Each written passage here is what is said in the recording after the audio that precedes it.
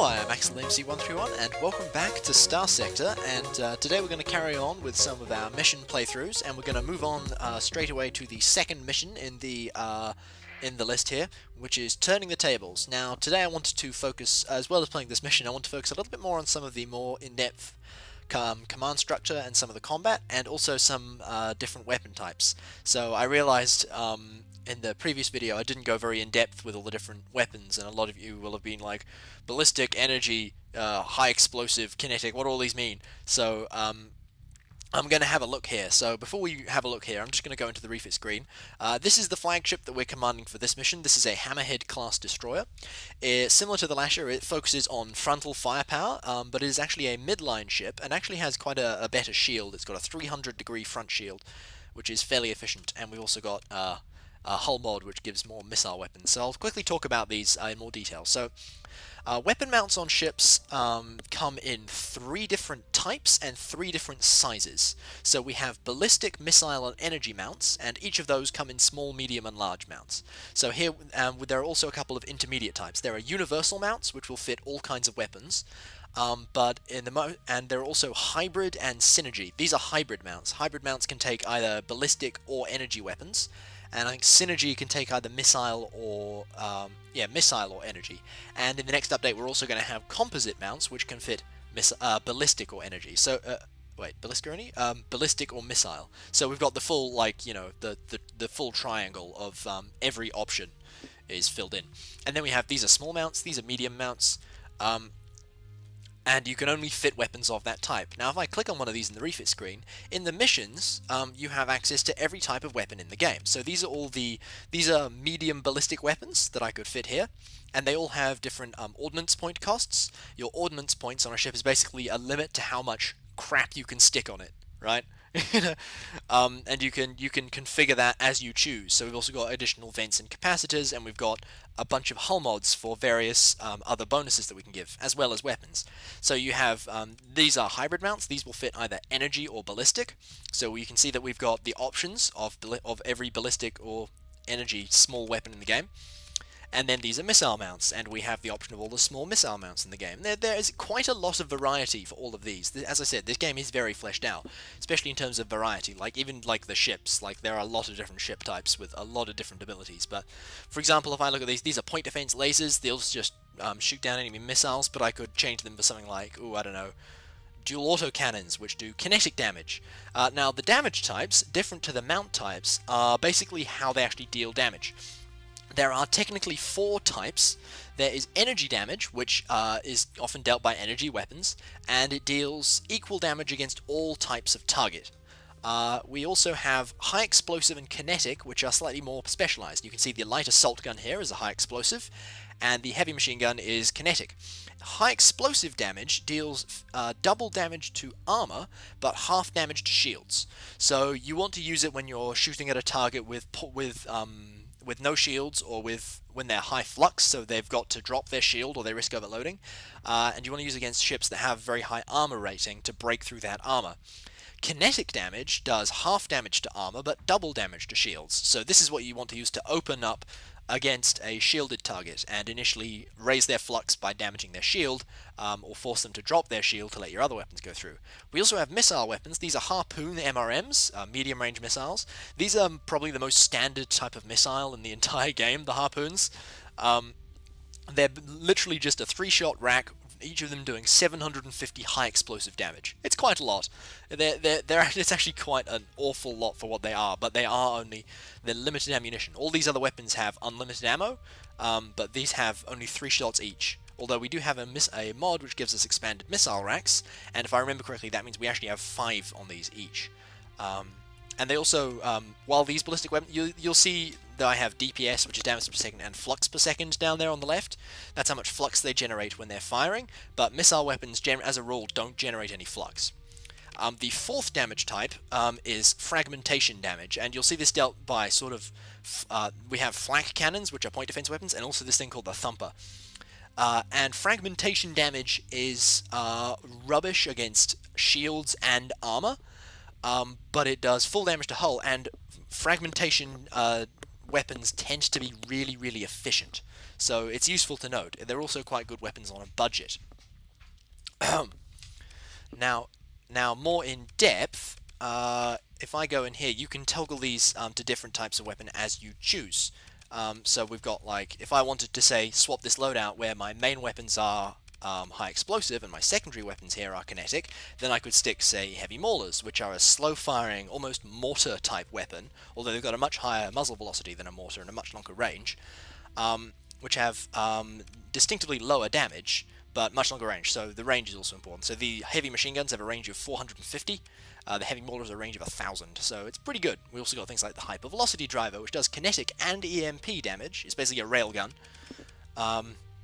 Like heavy autocannons, assault chain guns, a very short range, high rate of fire. It's literally a minigun. It's kind of sweet.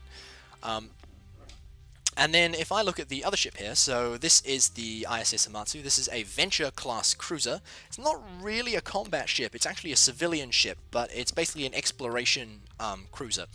And it's got a flight deck at the back for repairing fighters, and we've also got an energy weapon here. We've got a medium energy mount there, so we can have a look at some of the energy weapons. This is like subtly hinted as a mining ship, which is why we have a mining blaster here.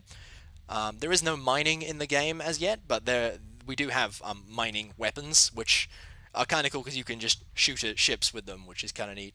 Very, very high flux, but very, very powerful when it actually hits. And we got like pulse laser, we got ion weapons, heavy burst laser, the graviton beam. The antimatter blaster is a fun one because it's like a 9 ordnance points, really expensive small energy mount, but it does masses of damage, and it's one of these few weapons with a limited number of shots. You'll see a couple of these have like number of charges, but they reload. It's basically like a pulse weapon, which you can, the longer you leave it to reload, the more damage you can unload in a second. So it's kind of neat.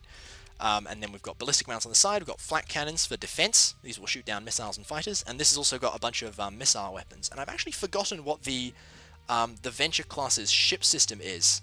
Let me have a look in the codex. Fast missile racks. That's it. I thought it was, but I couldn't remember for sure. Every ship has a ship system, which is not necessarily unique to it, but basically gives it a bonus. So like the Lasher, the Hammerhead has the accelerated ammo feeder, which increases the rate of fire of ballistic weapons. And the Venture has a system which basically reloads its missile weapons. So some of these missile weapons have a cooldown before they can fire again, even though they have a limited number of shots. So that will basically just rapidly reload them. But that has a limited number of uses and generates flux. So some systems have a limited number of uses, some systems only last for a short amount of time, and they have a long cooldown, and some of them have a limited number of uses, like flat out, like flare launchers, which kind of annoys me, the fact that you've only got like 5 shots with a flare launcher, but that's irrelevant. So let's have a look at this mission now that we've gone through a little bit of that. This is Turning the Tables. The independent prospector ISS Hamatsu has spent the last 5 weeks tech mining on the decivilized world of New Maxios. The haul is good, the hold filled with stripped sheets of nanofactured smart materials, data matrices trailing I/O fibers, and several cores from what may well be ForgeVat control units. The crew is ready for some R&R, and the salvage team contractors eager to collect their share. Practical cynicism stoked by rumours of a Luddic Path cell operating in the local volume have led the Hamatsu's captain, seasoned combat salvage veteran Callisto Ibrahim, to retain a mercenary ship with a particularly tenacious reputation for protection en route to buyers in the core worlds. That's the ship that we're commanding. We're the mercenary. Ibrahim's worries were justified. Winding down from hyperspace at Jangala's L4 for a routine refueling stop in the Corvus system, the ships are attacked by the very real Luddic Path raiders. The Path blames technology for humanity's ills and consider it their sacred duty to prevent the Hamatsu and its high-tech cargo from reaching hegemony space or die trying. After a brief conference, the captains of the Hamatsu and the mercenary ISS Black Star conclude that a direct assault offers the best chance of success. Retreat is not viable as the Hamatsu is low on fuel. The ISS Black Star is under your command. If you make it out of this alive, you might just be able to track down who it was that tipped off the path. So our tactical briefing: defeat all enemy forces. Both the Black Star and the Hamatsu must survive, and we have to stay with it for safety. So this is actually quite a slow ship. We're a pretty average speed, but the Venture's fairly slow, so it's We've also got some fighters here that will defend. These are mining pods, so they're actually like a drone-type fighter, but they have a mining laser, which is kind of a slightly rubbish point defense weapon, but they're useful to have around nonetheless. And then these are the enemy forces. They've actually got a Condor-class carrier, which is going to be, actually has a Salamander missile launcher.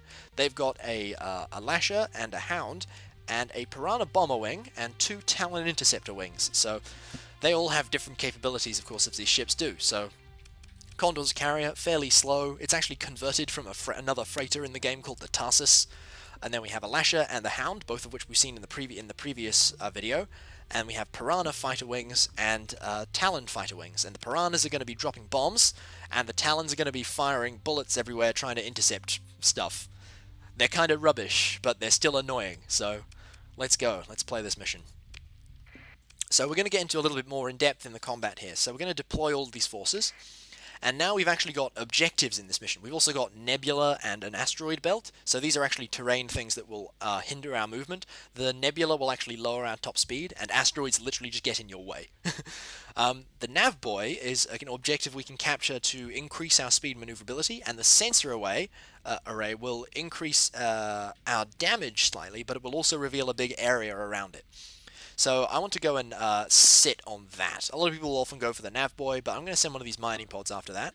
I'm going to order the Hamatsu to go and sit on that, and I'm going to see if I can get this mining pod to escort it. I'm pretty comfortable on my own. I have done rubbish in this before. Okay, but hopefully it won't be too bad. So here's the Hammerhead. We've got a fairly wide arc front shield. We've got good armor protection and good hull integrity. We've got heavy machine guns at the front.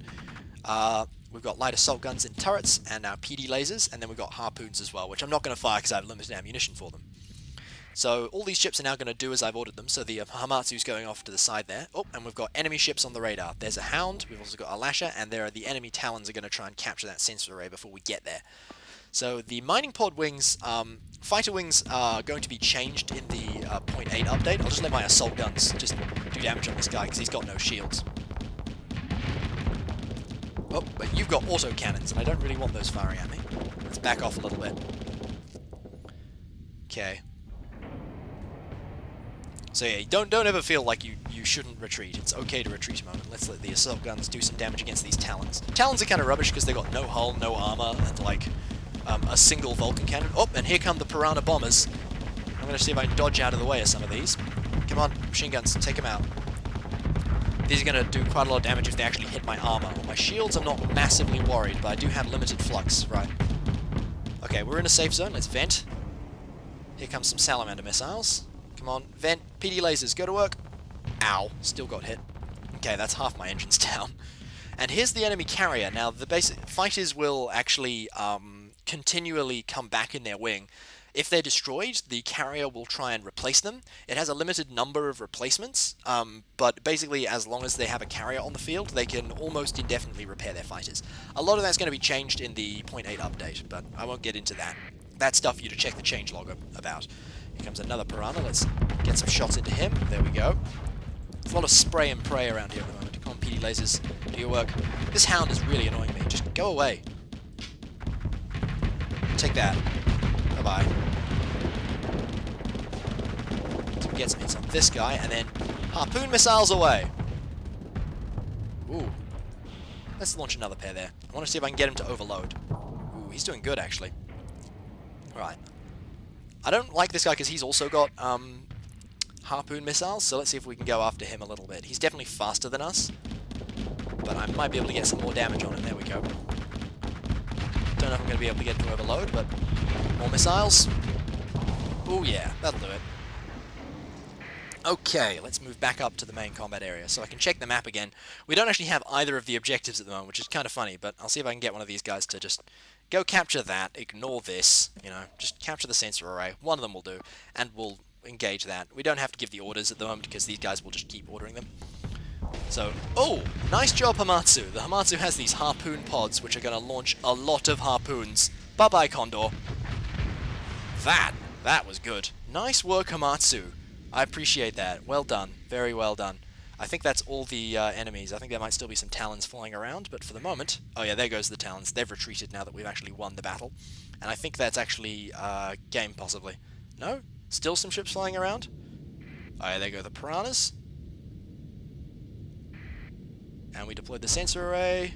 And there we go. Okay, so 2 of the fighter wings retreated, and we got 77%. So, not my best game, but that's pretty good. And that's a little bit of a closer look at the combat mechanics and how the different orders work, and also how the different weapon types work. So hopefully you got a little bit of that. I know I was launching harpoons at shields, but there's actually a tactic which is that when ships get very high on flux, this is something the AI does as well. It'll just unload on harpoons, and then if they hit you, they do enough damage to your shields to overload you, and then the rest of them just explode you. It's kind of horrific, but that's turning the tables.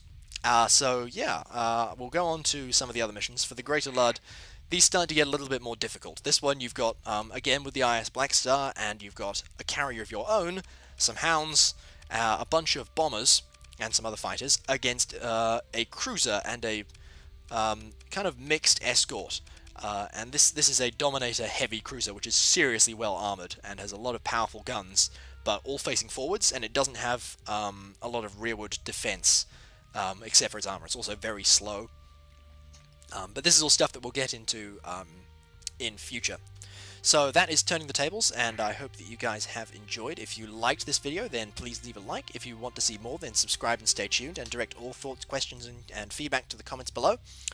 Once again, if you want to have a look at Starsector for yourself, then there will be links in the description to the website, and I'll probably link the trailer as well. And yeah, that's all I have for you guys today, so thank you very much for watching. I've been AxelMC131, and I'll see you next time.